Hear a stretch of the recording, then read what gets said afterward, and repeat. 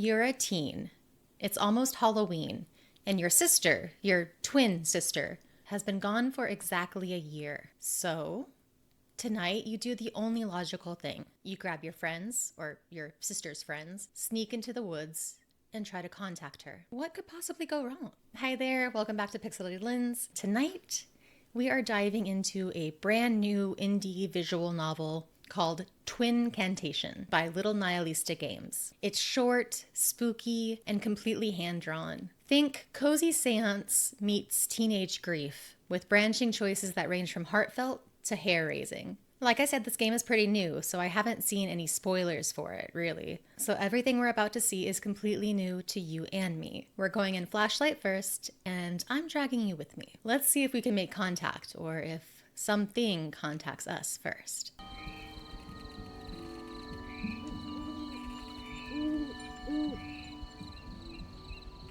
Got my coffee ready.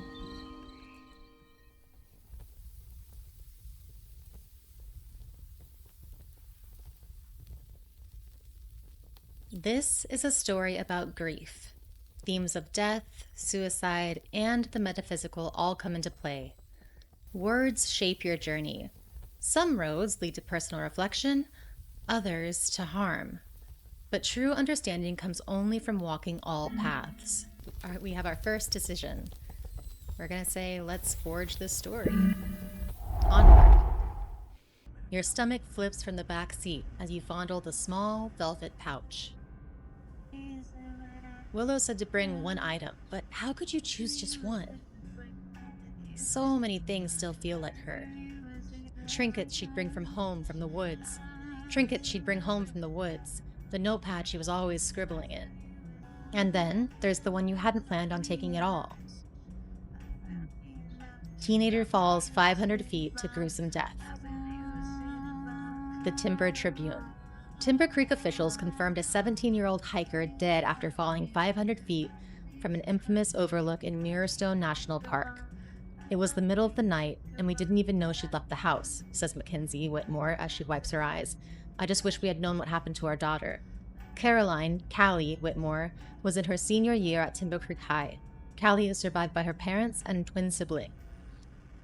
Details of the incident are not yet clear, and investigations will be ongoing. Maybe this one's worth leaving behind.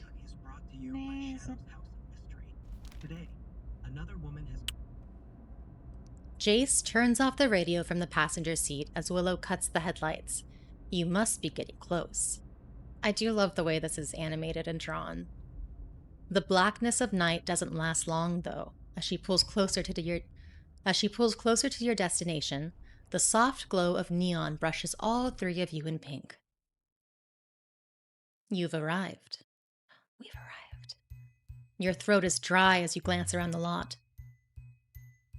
It feels like you shouldn't be here. Maybe this was a mistake. So we can change our mind, we can ask where we are, or we could just go in full throttle. I think we should at least ask where we are. Disassociating in the back seat, were we?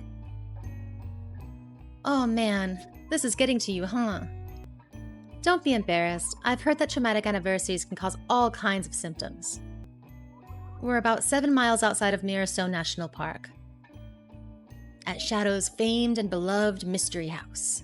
Now, remember, Shadow lives in an RV close to the mystery house. Who knows when he's going to be roaming around, so we have to be super quiet. Please don't look at me when you say that.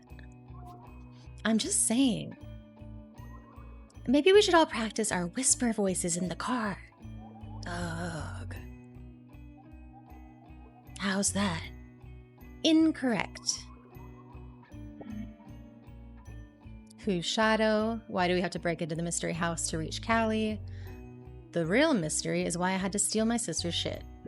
Let's go with the middle. Whoa, whoa, whoa. We're not breaking in anywhere. We're just taking a little stroll past it on private property in the middle of the night. As wise folks are apt to do. Right. You can't decide if this is exhilarating or stupid, but you're in it now. You follow your friends. Oh, cool. As you crunch across the gravel lot, you notice the autumn breeze has an icy bite to it.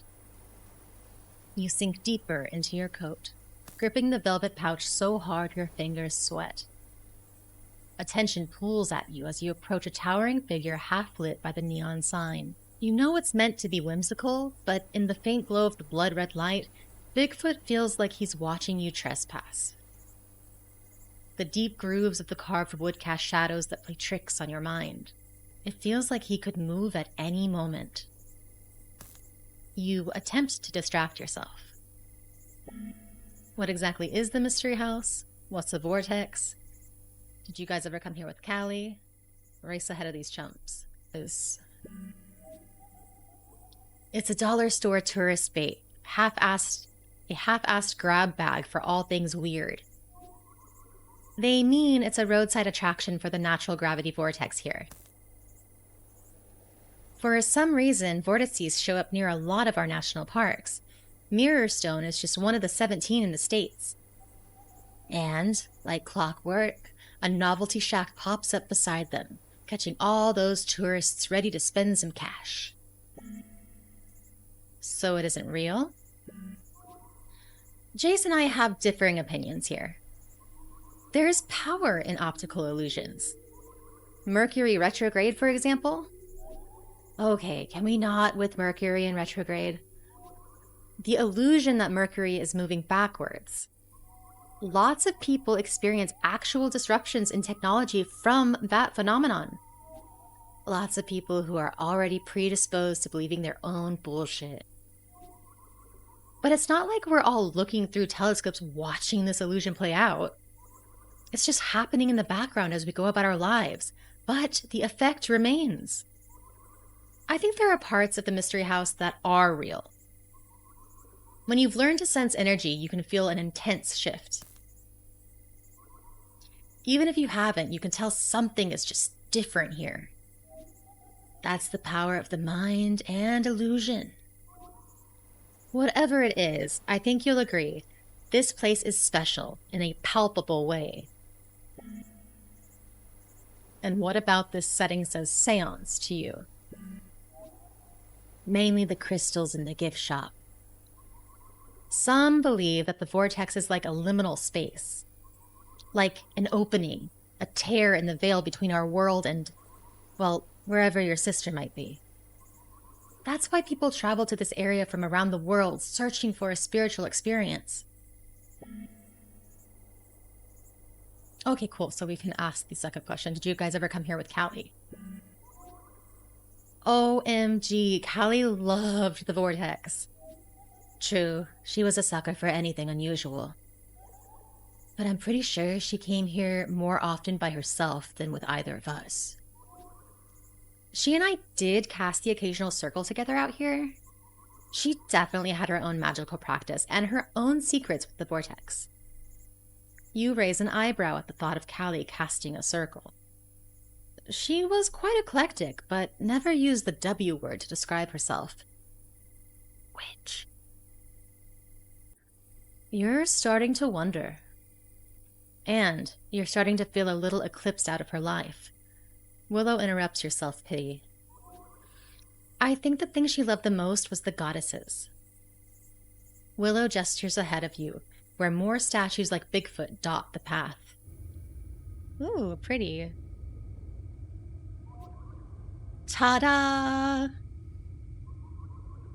They're guarding the vortex entrance. The real vortex is hidden deeper in the forest. Inconspicuous. I think Shadow built the mystery house to deflect. Misdirect people's attention, you know?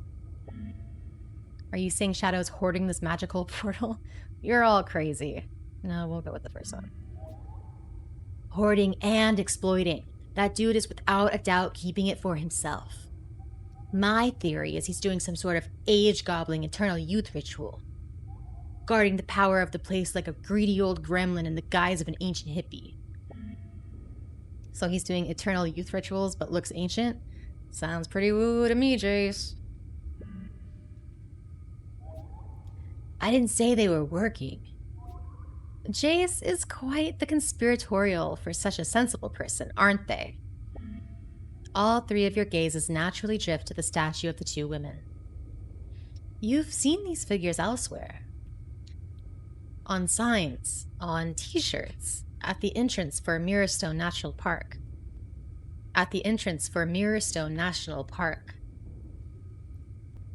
These two are part of a local lore, though you've never given them much thought.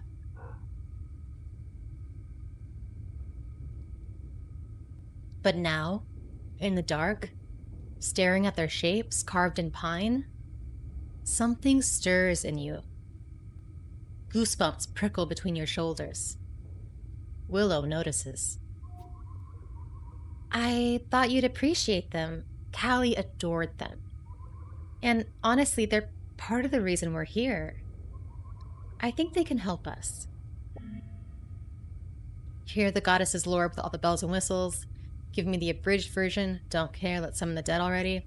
No, let's hear, like, if they meant something to your sister. Like, we want to hear all about it, right?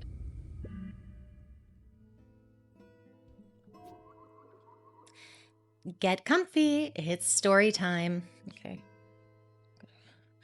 Gotta get comfy here.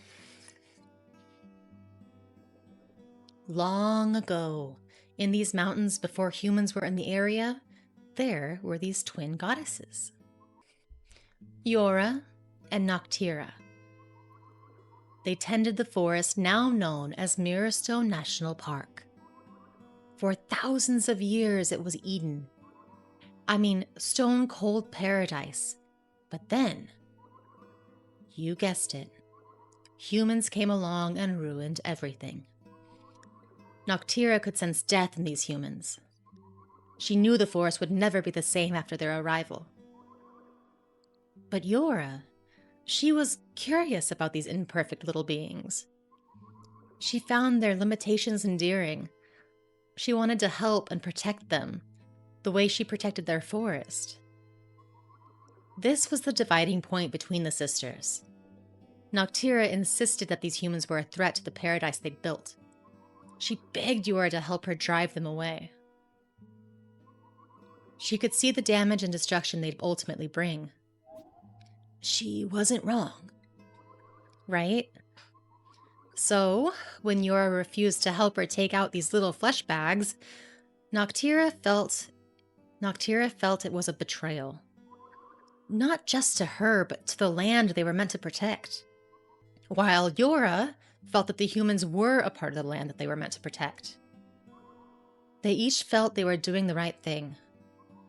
Ultimately, Yora chose her love of these humans over the love of her sister. And Noctira was embittered by this. She fled to the moon.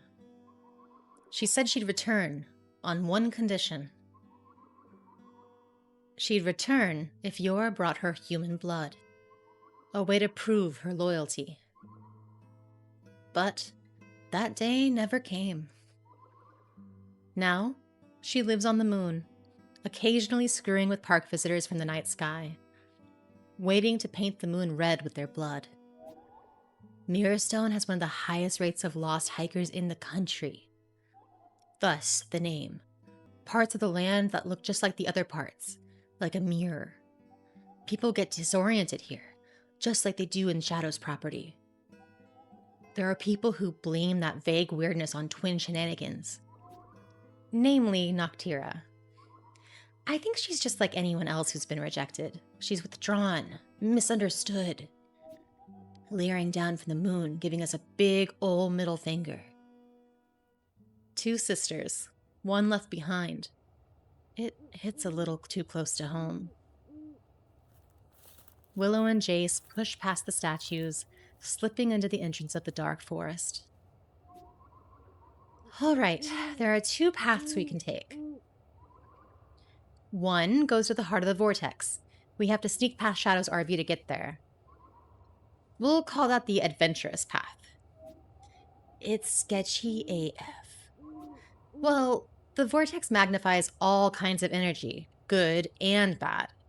So yeah, kind of. The second is less dangerous. It's shorter and more reflective. personal, like real personal. Which way do you want to go? Oh no. Do we want to go the adventurous path or the personal and reflective path?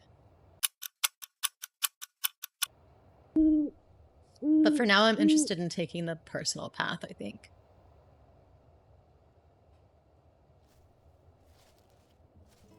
Look how gorgeous this art is.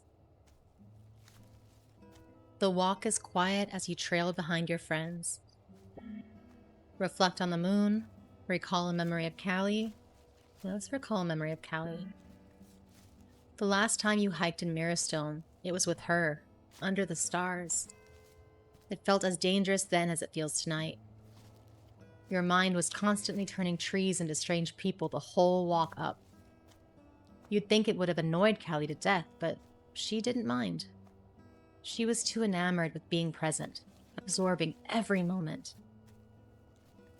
She went on this long tangent about cycles in nature, how our inner worlds reflect the seasons of the natural world. In spring, new things are being born. In winter, everything is still. And in autumn, everything dies. She asked you, what in your heart needed to fall away like a yellow aspen leaf? Who says that? Back then you hated the way she'd pry at you.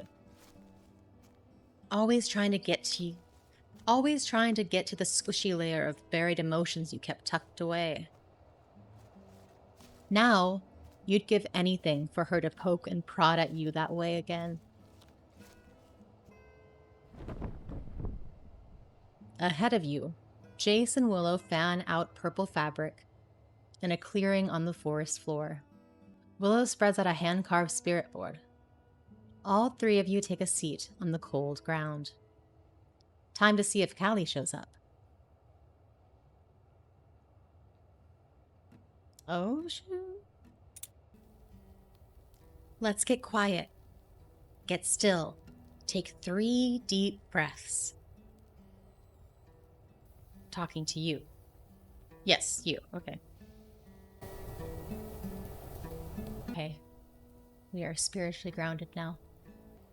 What do you want to ask the board? Strictly about Callie.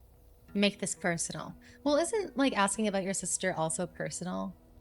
But I mean, I think, yeah, because she's your twin sister, so in a way it is personal. But like, let's ask about her, huh? First things first, hold one of Callie's personal items in your hand. You reach into the bottom of the pouch. Your finger touches 2 different items. A feather, a folded piece of paper. Let's do the feather. A soft, silvery feather. She was always collecting things like that on her nature outings, keeping one eye open for magic at all times. OMG, she kept feathers like they were little woodland treasures. Why is that so sweet to me? Because you're a stone's throw from tears at any given moment? Seriously, you cry if your avocados expire. Well, that is a travesty. Well, why are their lives so short? You run your finger through the soft, downy wisps. Soft and easily swayed, ready to dance in any surprise drafts. Just like Callie. A subtle buzzy feeling fills you as the memory of her becomes just a little more palpable. Callie, are you there? All is quiet. Let's ask again. I don't think she's picking up, dude. Sometimes it's difficult for the person to reach us if there's a block of some kind. Usually emotional. We get all sorts of tangles in our spirit web around grief. Do any of these emotional blockages resonate with you? Ooh, interesting. Why would we feel guilt? Probably all of the above. I'm curious about the guilty feeling. What is it about Callie's death that's making you feel guilty? The things we never got to do together. I could see her struggling and I didn't do anything. There are things I never got to say to her. Okay, so maybe she didn't just fall off the cliff, right? She, as the intro suggests, committed suicide. You did, though. You enjoyed her. Is there anything you want from someone more than to be enjoyed for being yourself? You thought about her. You smiled at her. You changed your energy around her. Energy? Shut up. Seriously, though. You laughed at her, and with her, you loved her. That is true. If every person's death was someone else's fault, the world would be entirely populated with guilty, damned humans. Aren't we already? No, and you just proved it. Oh, whoa. Oh shit, did you see that? I think acknowledging the feeling was enough to move the needle. F. A. V. E. Fave. Fave? Does that mean anything to anyone? She must mean me. You speak up. She means you. It was an inside joke between you. You were her favorite twin. That doesn't make sense. You were her only twin. Yes, Jace. Therein lays the joke. Oh. That must mean it's her. Ask another screening question just to be sure. Callie, if it's you, what nickname did Grandpa Avon give us? W. A. X. Wax? You laugh again. A tear blurs the board. Wax? Is that supposed to be a hint? Bit rude. Wax and wane. Oh, cute. In Grandpa Avon's opinion, if one of you was up, the other was down. Someone was always in a mood. So one of you was constantly comforting the other. Oh my god, you were like each other's security blankets. Holy balls, this is definitely Callie. What do you want to ask? What happened that day? W. I. N. D. Wind. What the fuck does wind mean? Like she was blown off the edge? God damn it, Jace. Look, she's not going to be able to write us a novel. We need to be more specific. What do we want to ask about? Ask about the circumstances of her physical death. Ask about the circumstances of her afterlife. I want to know both. Well, I guess, yeah, let's see. Was it an accident? Was anyone with you? Did you trip? Did you jump? What do you want us to know about your death? S. A. C. R. Scared. Oh no, she's scared. Oh, sacred. Damn dyslexia. Sacred. Does that mean she was doing some sort of sacred ritual? Honestly, what I'm feeling is that her death is hers, not ours. Just because she's passed on doesn't mean she doesn't have autonomy. Death is about as intimate as birth. It may not be for us to know. That's bullshit. That makes sense. Let's, I guess, respect her. In that case, can we please back up? Because if someone doesn't tell me what wind means, I'm gonna lose my mind. Same, Jace, same. Some interpretation might be needed on our end. Wind. It's so like Callie to focus on the elements when you ask her for a headline. But something about the wind must have been important. You look at her journal entry again. Spell for flying to the moon. Step 1. Empty fuck it bucket. Stop. Step 2. bind worries to a feather. Step 3, as above, so below. Dreamt of this place again. It never feels the same in person. What could wind mean? Step 3 is this, I guess. My goodness. She was writing a spell involving wind. She's caught in a psychic loop on that windy lookout. It's the last thing she felt. She's talking about flying to the moon.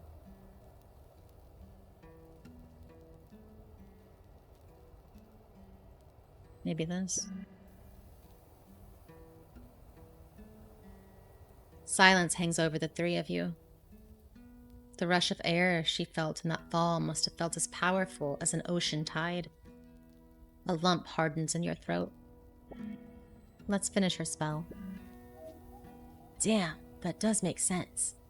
I mean, whatever you believe, doing something physical reinforces the idea of letting go to your brain. Like it makes it more true. OMG, are you defending magic right now?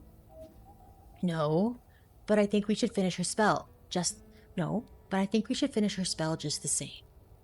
For our own broken-hearted brains. Step 1, empty fuck it bucket. Step 2, bind worries to feather. What do we think step 3 is? Let it go, like a leaf from a tree. A breeze stirs up, rustling the half-bare tree limbs around you. Wind. All three of you look at each other. It feels like confirmation. Step 1, empty fuck it bucket. Who wants to go first?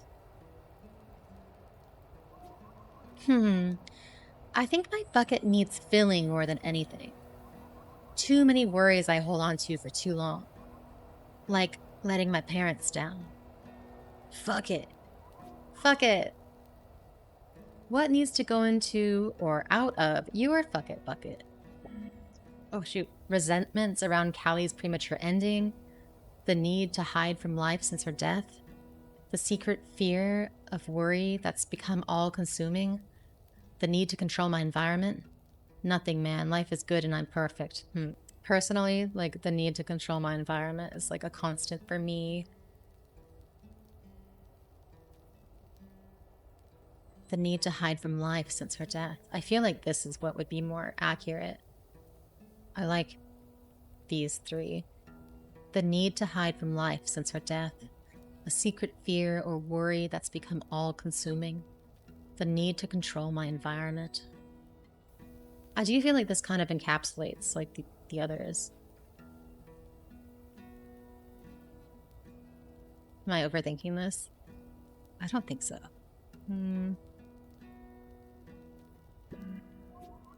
Okay, step 2.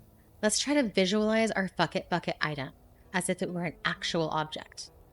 Something light enough to be carried away in the wind using Callie's feather. What do you want to imagine your fuck it item as? A single word, spiderwebbing, a feather. Let's do a feather, tangible. You close your eyes and imagine this feather is like a magnet, drawing all of those heavy feelings out of you, absorbing them. The more it absorbs, the darker the color becomes. Let this feather absorb every last speck of the icks, and as it does, you feel a sense of relief. You imagine Callie sitting beside you all, her crooked smirk, watching you finally get into the squishy stuff underneath the surface. Here, a breeze is coming. Hold her feather up to the moon.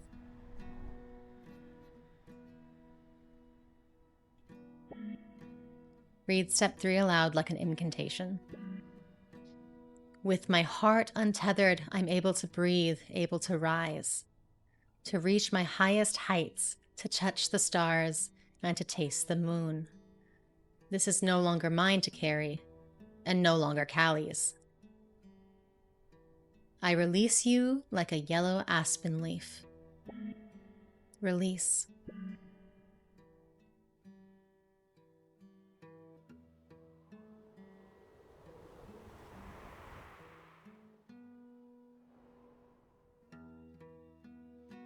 Your heart is a bit lighter. You can't help but think she must feel it too. Maybe you helped by pausing and thinking of her, seeing her. L O V E. We love you, Callie. We love you, Callie. Oh, sorry. We love you, Callie. I love you, Callie. Goodbye. The three of you feel it together. It's time for all of you to go home. You pack up her personal items, Willow packs up the board, and you head out. As you make your way out of the forest, you notice it feels different, lighter. That cleanse that comes after a good cry. You need water and sleep, but you're grateful for reaching Callie. You're grateful for having friends willing to do this with you. And you're grateful for tonight.